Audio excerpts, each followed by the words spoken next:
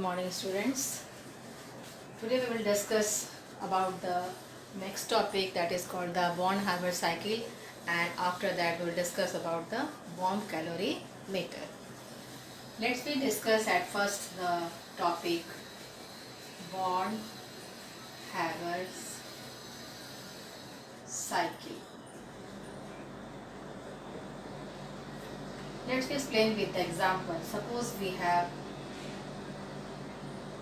sodium chlorides. So how sodium chlorides, formation of sodium chloride, we will take an example. So how sodium chloride form. For this we simply take one sodium at the solid state and chlorine to react with sodium chloride, and the enthalpy of formation of NaCl, or enthalpy of formation of NaCl in the solid state. And balance this equation. For 1 mole of sodium chloride we will take only half molecules of chlorine. So what happens? Let's see. Born-Haber cycle says about the summation of enthalpy. For this, first we take sodium for exist in the solid state. So first convert into the gaseous state. When solid changes into gaseous state, we provide sublime energy. So here we sublime enthalpy we will take, and we provide the energy. So energy should be positive. We also call the atomization energy also. So at first, by sublimation energy, solid state sodium changes into gaseous state. After that, it changes into sodium ion by losing one electron when we provide energy. This energy is called ionization enthalpy. And again we provide energy, so it should be positive. And same thing, half molecules of chlorine. So we know that in chlorine there is a bond present between chlorine and atom. So at first, to break the bond, to provide bond dissociation enthalpy, and it should be again positive. So after breaking the bond, chlorine molecule break into chlorine gas. Here is chlorine is present in the gaseous form. So chlorine molecule, half chlorine molecule break into one chlorine atom, and we know that reactions take place in the ionic form. So whenever chlorine takes one electron to convert chloride ion, here is the electron gain enthalpy, which is negative. We know that when isolated gaseous atom takes electron, energy release, so it is negative. And when this chlorine ion and this sodium ion, this chlorine ion are combined to form this particular solid state of sodium chloride, and this enthalpy is called lattice enthalpy. And during this process, energy release. So summation of this enthalpy is known as a Born-Haber cycle. So how can we calculate the formation of enthalpy of sodium chloride solid state? So let's calculate. If we want to calculate the standard enthalpy of formation of NaCl. So at first we provide sublimation enthalpy. So write down the sublimation enthalpy, and also in a standard form, and it is positive. So put the sign of positive here, plus half molecules of chlorine will be taken. So only half bond, means for one chlorine atom provide the bond dissociation enthalpy, plus this sublimation enthalpy. After passing ionization enthalpy or providing ionization enthalpy, sodium comes into sodium ion. Then we provide ionization, enthalpy, ionization, enthalpy, and the negative electron gain, enthalpy, enthalpy, and again lattice enthalpy. So this is the summation of enthalpy when formation of sodium chloride takes place. This is called the Born-Haber cycle simply. So note it down and remember it, learn it. Next we discuss the bomb calorie meter.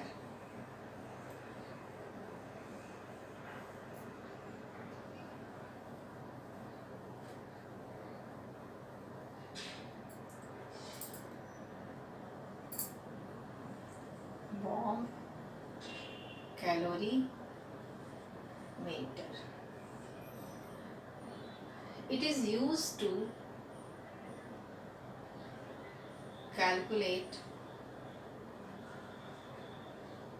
enthalpy of combustion. Enthalpy of combustion. Enthalpy of combustion is always in a kilojoule per mole. So, enthalpy of combustion is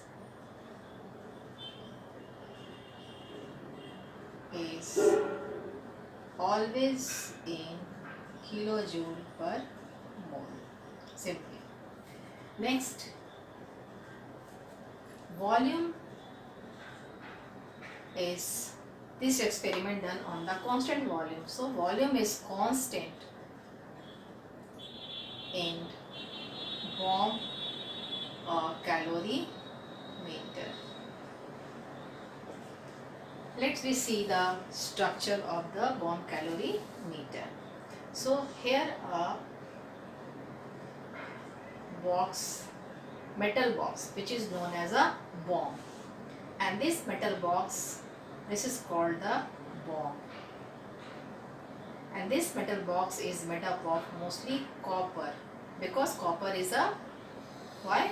Because copper is a very good conductor of heat, very good conductor, and also the melting point is high because during this high energy release. And here one bowl is kept in which whatever the combustible substance we use, we kept here, means our fuel. And this particular bomb is kept in a box like this, like this. This is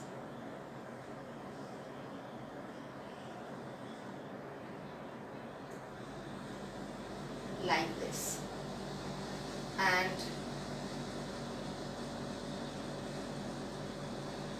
the inner wall, this is the inner wall, and the inner wall is also made up of gold or platinum, so that this metal does not easily oxidize, because there is a possibility for oxidation also. So this inner wall is made up of platinum or gold. So next we and here is the, for burning a fuel or for conditions for combustion,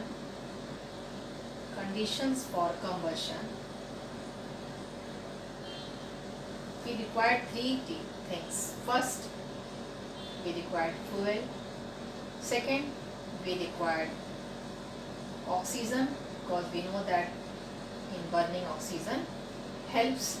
And third one is ignition temperature. Ignition temperature. Three things is required for condition for combustions. So for igniting this, here uh, this type of arrangement should be done, and this is connected with battery.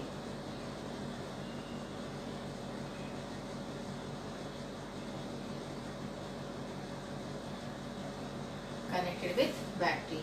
One key is also fitted here, so we can press the key for sparking. Here the spark, after pressing the key, sparks produce, so that this fuse quickly burn. So here is the spark produced which ignite the burning substance. And one thermometer is also kept here. This is the thermometer,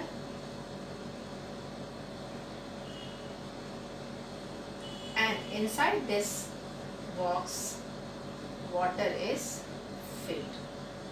Water is filled. And for oxygen, here is also arrangement of oxygen, like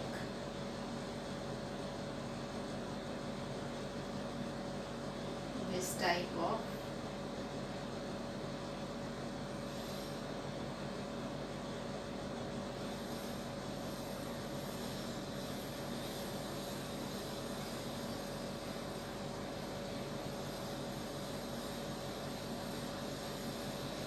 here the arrangement of oxygen inside this particular bomb.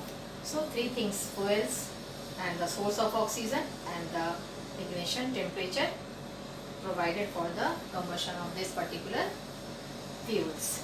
Whenever the fuels burn, this copper metal, which is very good conductor of heat, exchange their heat with the water, and here is the heat is the constant, because no heat goes outside this particular box. Means this process is adiabatic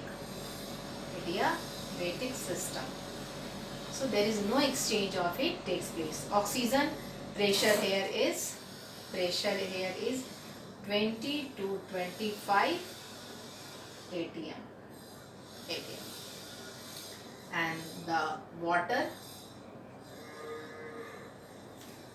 how much heat is produced, exchange goes through this particular metal box bomb through this water, and here is the total heat present in the water, and we can easily measure the maybe how much combustion, mainly enthalpy of combustion we can measure. So inner wall is made up of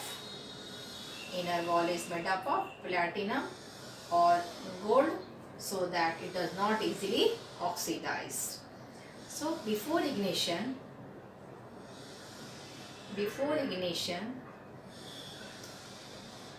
the temperature is T1, and after ignition the temperature becomes T2.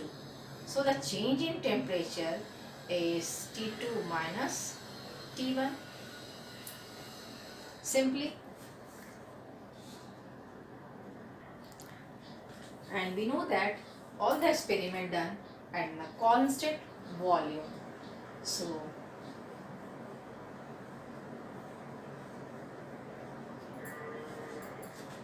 at constant volume,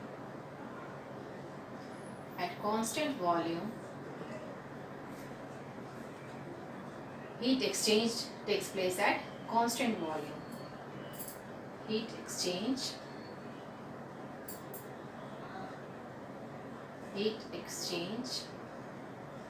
takes place at constant volume. So QV, we use V for constant volume, and heat equal to C del and T, change in temperature, and C is the heat capacity all system, that is bomb, water and all the system. See heat capacity for all the system, and it is also equal to change in internal energy. And we can write QV equal to m s del T. M is the mass and S is specific heat also. So new equations come.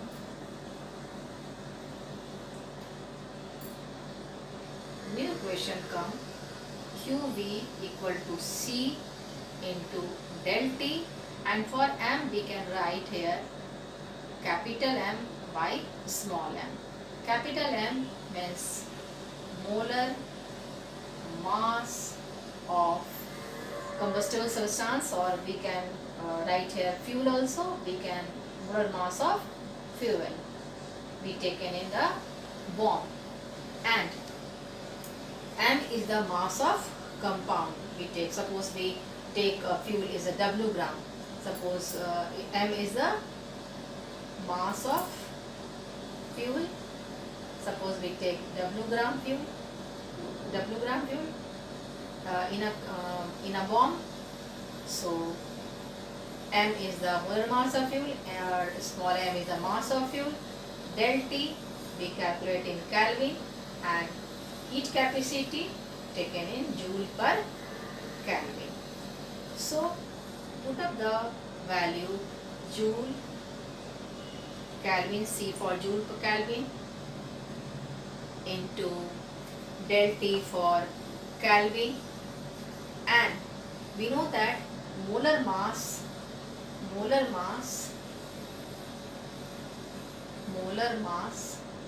is gram per mole, and mass is taken in gram.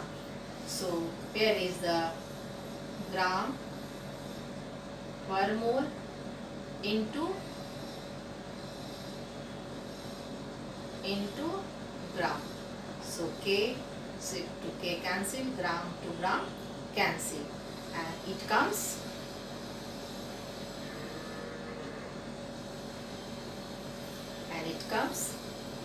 Q at constant value joule per mole, or we can write kilojoule per mole. So in this way we can calculate the heat exchange takes place at constant volume. Suppose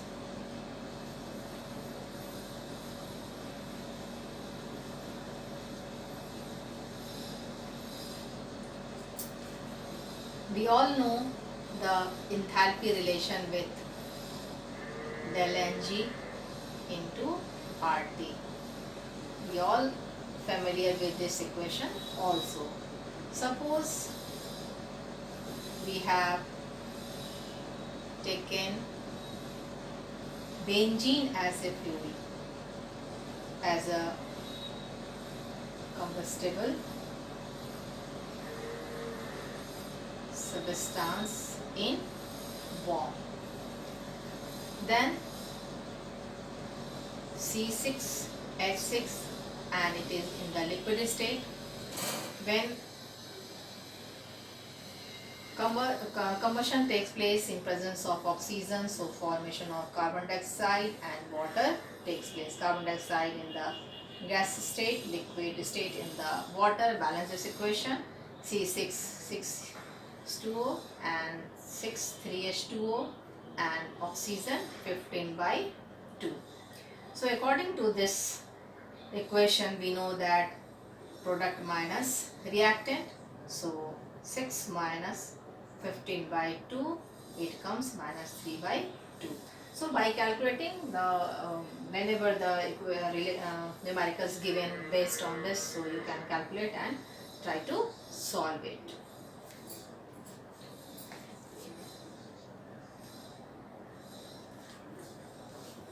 Our next topic is spontaneity.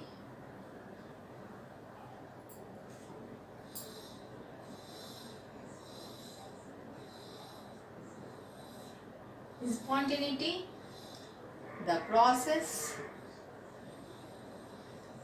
which proceed itself or initiate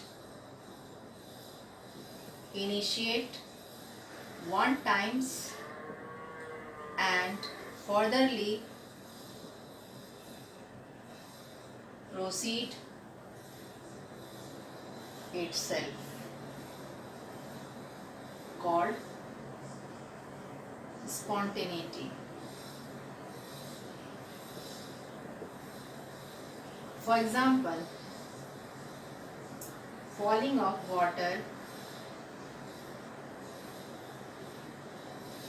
from the top of the mountain, or burning of candle, so on. On increasing heat,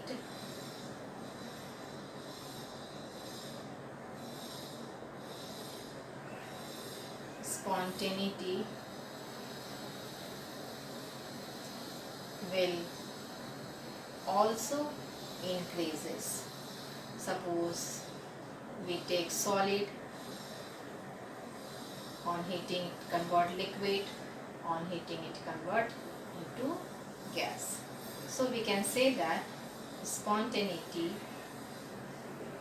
increases. Spontaneity increases. At constant temperature,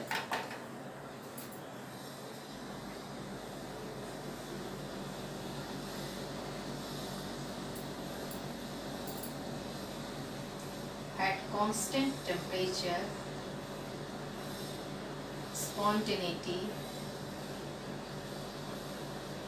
is possible. So thermodynamics gives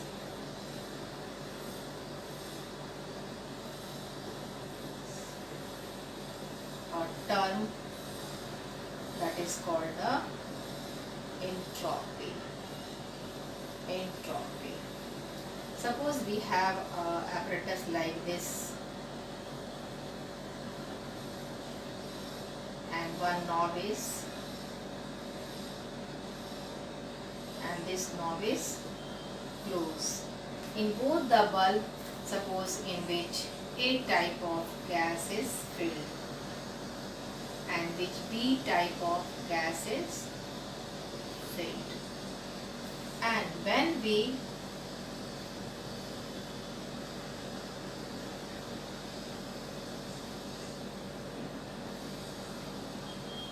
open this knob, both the gases A, B, B, A, B, A, B, B, A, B, A. So we can say that whenever the randomness increases, whenever the at constant temperature, whenever the freedom is available, when we open this particular knob, this gases quickly move this bulb to this bulb. So we can say that spontaneity is possible in thermodynamics is called the entropy. Entropy means degree of randomness. So we can say that what is entropy? The degree of randomness at constant temperature. At constant temperature is called entropy.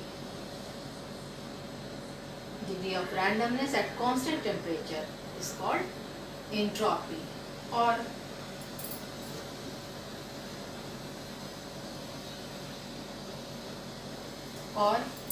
we will study about the entropy, which denoted with S, or we can say that randomness of any system is called entropy of the system. Entropy of the system.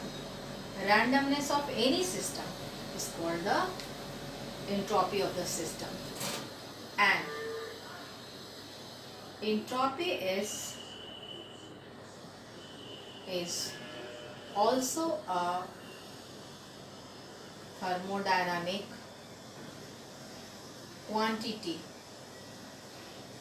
Thermodynamic quantity which depends on thermodynamic variables. What are the variables? Temperature, pressure, volume. And it is also an important, we can calculate, it is also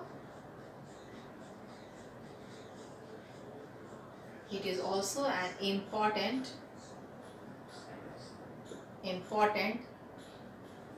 note. We can't calculate the absolute value of entropy,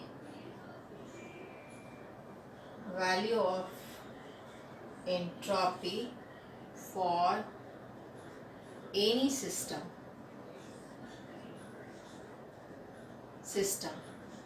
but we can calculate the change in entropy, but we can calculate the change in entropy.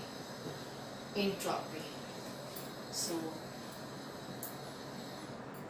like this, if change in entropy means as final entropy, final minus initial.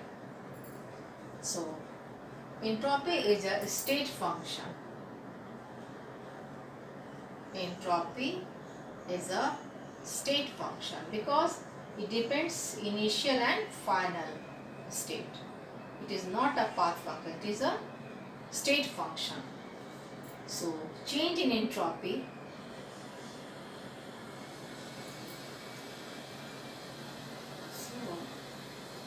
thermodynamically, the change in entropy is represented as change in entropy Q reversible by temperature. So Q reversible, heat exchange for the system which is reversible in nature,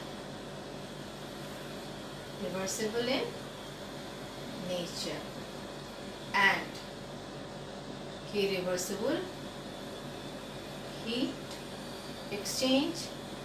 So the unit is joule per calorie, and temperature